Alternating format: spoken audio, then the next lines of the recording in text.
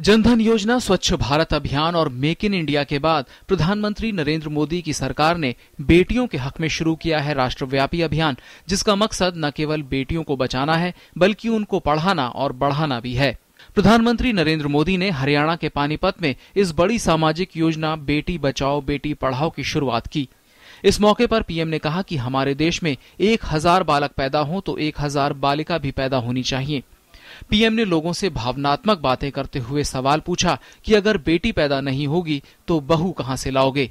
हम ये तो चाहते हैं कि बहू तो हमें पढ़ी लिखी मिले, लेकिन बेटी को पढ़ाना है तो 50 बार सोचने के लिए मजबूर हो जाते हैं। यह अन्याय कब तक चलेगा?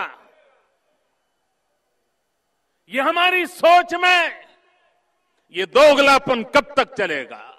प्रधानमंत्री ने इस मौके पर बेटियों के संरक्षण के लिए तमाम उपाय अपनाने की लोगों को शपथ भी दिलाई। शपथ लेता हूं कि मैं लिंग चयन एवं कन्या भ्रूण हत्या का विरोध करूंगा। कन्या भ्रूण हत्या, बालिकाओं की शिक्षा, कम उम्र में शादी जैसी तमाम कुरीतियों के खात्मे के लिए सरकार की ये अनूठी पहल लोगों को बेटियों के प्रति रवैया बदलने के लिए प्रेरित करेगी। अभियान की शुरुआत देश के 100 जिलों में की गई है, जिसमें हरियाणा के 12 जिले शामिल हैं, जहां बालिका लिंगानुपात काफी कम है।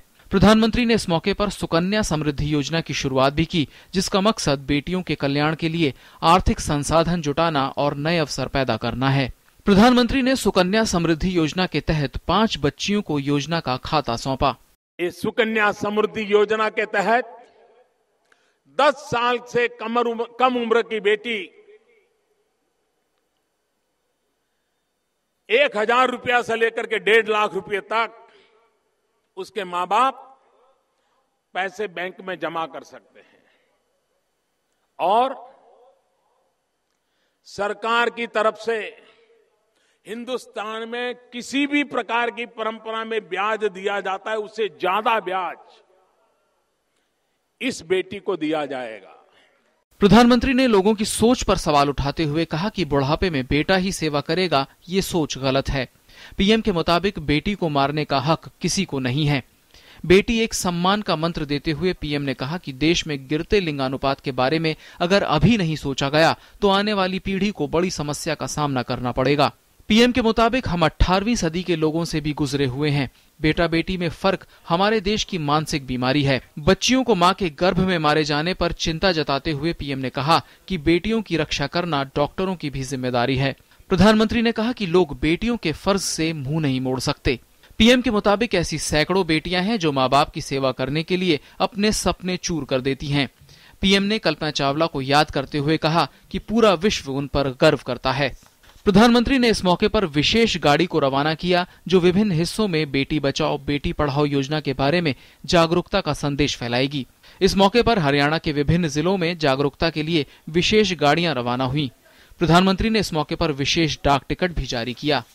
बेटी बचाओ बेटी पढ़ाओ योजना मोदी सरकार का चौथा बड़ा राष्ट्रव्यापी अभियान है। अब देखना है सरकार के इस नारे का देश भर में कितना असर होता है। पानीपत से रवि धीमान के साथ news night desk, DD news.